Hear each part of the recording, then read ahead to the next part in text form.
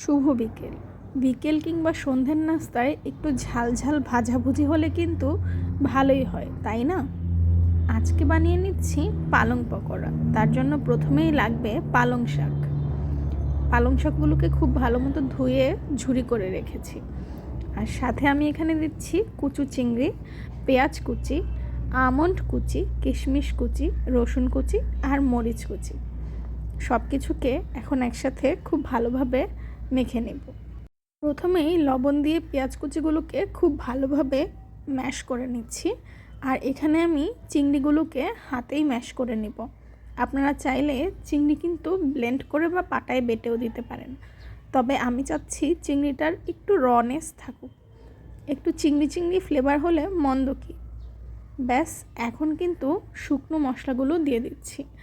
একটু ঝাল ঝাল হলে খেতে দারুণ লাগে, তাই দিয়ে দিচ্ছি লাল মরিচের গুঁড়া, ভাজা জিরার গুঁড়া, আর দিয়ে দিচ্ছি 3 টেবিল চামচ কর্নফ্লাওয়ার। কর্নফ্লাওয়ারের মাত্রাটা একটু বেশিই থাকবে। আর 1 টেবিল চামচ দিয়ে দিচ্ছি ময়দা। অল পারপাস ফ্লাওয়ার বা ময়দা দিলে এটা বাইন্ডিংয়ে কিন্তু সুবিধা হবে। এখন সব কিছু উপকরণকে একেবারেই শুকনো হাতে মেখে নিয়েছি। শুকনো হাতে মাখিয়ে নেওয়ার পরেও দেখুন কেমন একটু ভেজা ভেজা ভাব হয়ে গেছে। কারণ কি বলেন তো? কারণ পালং শাকটা থেকে খুব সুন্দর করে পানি ছেড়েছে। এখন সব কয়টাকেই ডিফারেন্ট শেপে আমি রাউন্ড করে নিয়েছি। রাউন্ড করাটাই মূল উদ্দেশ্য ছিল, তবে শেপটা ডিফারেন্ট হয়ে গেছে সেটা আলাদা বিষয়। প্যানে তেল গরম করে এখন সবগুলো বল আমি ভাজতে দিয়ে দিচ্ছি।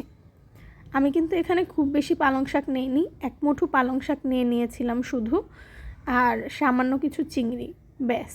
এর চেয়ে বেশি অন্য কোনো কিছু দেইনি বলে এই কয়টা বল হয়েছে। আপনারা চাইলে এখানে প্রচুর পালং শাক ইউজ করতে পারেন। এই পাকোড়াটাকা বাঁধাকপি কিংবা পুঁই শাক দিয়েও কিন্তু করে নেওয়া যাবে। আমি আশা করি নেক্সট ভিডিওতে আপনাদেরকে বাঁধাকপি, পুঁই শাক বা গাজর কোনো একটা কিছু দিয়ে পাকোড়া তৈরি করে দেখাবো। তো এই তো বলগুলোকে উল্টে পাল্টে খুব ভালো করে গোল্ডেন ব্রাউন করে ভেজে নিতে হবে। যেহেতু পাতাটার রং সবুজ, সেক্ষেত্রে মনে হতে পারে যে এটা হয়তো পুড়ে গেছে, কিন্তু এই যে দেখুন এখানে কিন্তু গোল্ডেন ব্রাউন কালারটা খুব সুন্দর করে ফুটে উঠেছে। এই পাকোড়াটা কিন্তু আপনারা বিকেলের নাস্তায়ও খেতে পারেন, কিংবা দুপুর কিংবা রাতে ভাতের সাথেও খাওয়া যায়। আর আমি তো এটাকে খালিই খেয়ে নিয়েছিলাম বিকেলের নাস্তায়, সাথে ছিল টমেটো কেচাপ। তো এই তো ভাজাভুজি শেষ। আশা করি আজকের ভিডিও সবার খুব ভালো লেগেছে। এই পাকোড়াটা বাসায় ট্রাই করে দেখবেন। আর যদি রসুনের ফ্লেভারটা পছন্দ না হয় তবে কিন্তু রসুনটাকে অ্যাভয়েড করতে পারেন। ভিডিও ভালো লাগলে লাইক, কমেন্ট, শেয়ার করে অন্যকে দেখার সুযোগ করে দিবেন। সাথে থাকার জন্য ধন্যবাদ। আল্লাহ হাফেজ।